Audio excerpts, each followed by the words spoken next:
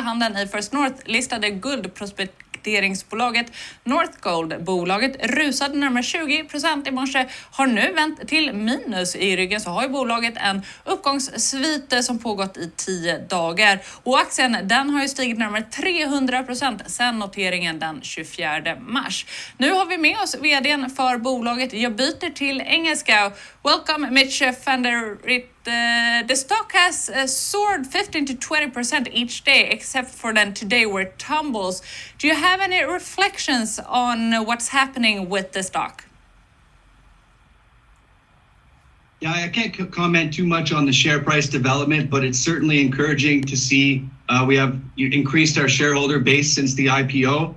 I think the macro environment's also quite good for gold companies currently. On the back of some uncertainty caused by the war in Ukraine. The gold price is up 6% year to date. The GDXJ Junior Gold Mining Index is up 12% year to date. And, Northgold has quality assets in a top jurisdiction, Finland. Our flagship COPSA is fairly advanced stage with a conditional mining concession.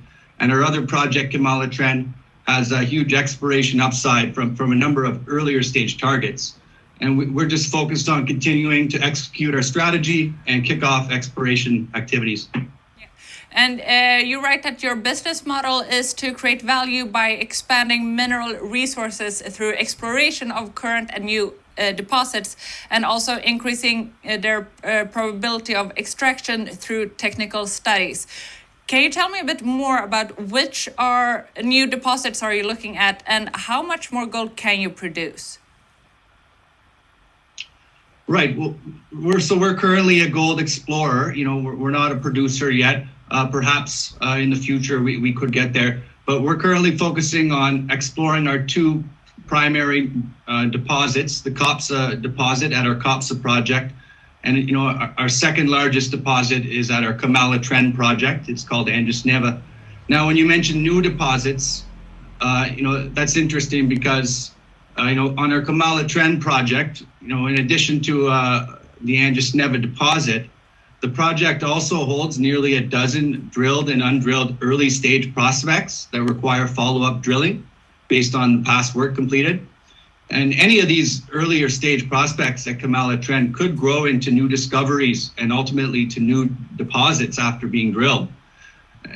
And while roughly 80% of our core drilling budget will go towards resource growth in and around our existing deposits, we'd leave some 20% of that drilling to go towards, slightly riskier earlier stage exploration of these prospects, which, could have big upside for investors. New deposits could also come from acquisitions. We will continue to consider that, especially if they're located in our region of focus of Middle Ostrobothnia. But new acquisitions aren't a priority for us currently. We have a full plate kicking off exploration at our two projects. Yeah. And can you tell me a bit more about which commercial agreements you have, and do you have any new ones in that pipeline? Yeah, we're working on commercial agreements now related to exploration that we're kicking off this quarter. For example, as one of the significant ones would be the contract with our drilling contractor, which should be completed in the coming days to weeks.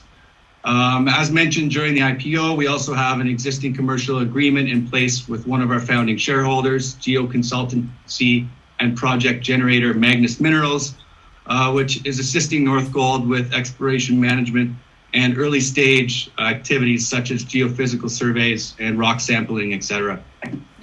But can you tell me what is the incentive for shareholders when you have this commercial agreement with Magnus Minerals, which is one of your largest owners?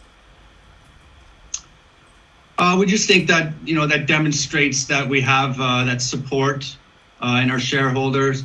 Perhaps Magnus Minerals would attribute more of its resources towards Northgold in terms of exploration, given it's a shareholder. So yeah, we think that's a positive. Okay, so you don't see anything problematic with it for maybe others that you're only focused on one partner? No, not particularly. Okay. And which capital needs do you have in the near future? Right. So we raised 39.6 million krones in the IPO transaction before transaction costs. That should fund the company for at least 18 months. Beyond that, depending on our exploration success, we would want to maintain or grow that burn rate while continuing to put as much of the money into the ground as core drilling as possible, aimed at resource growth and potential new discoveries. Thank you so much, Mitch van der Riet, for being with us here on the show.